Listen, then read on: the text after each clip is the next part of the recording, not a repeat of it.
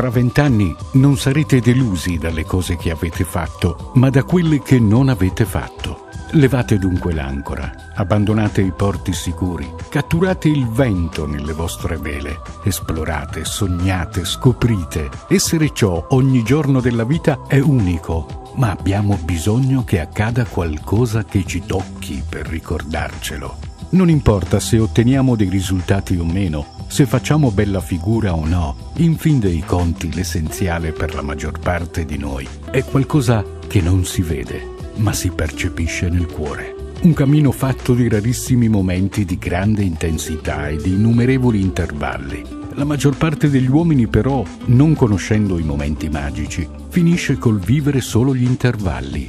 La vita è fatta di giorni che non significano niente e di momenti che significano tutto.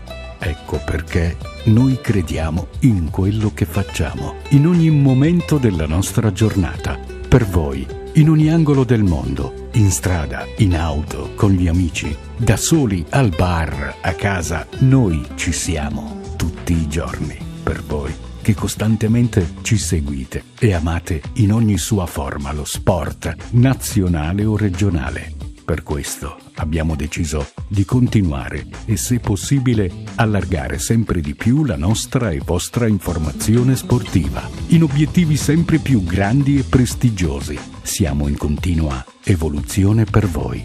Grazie.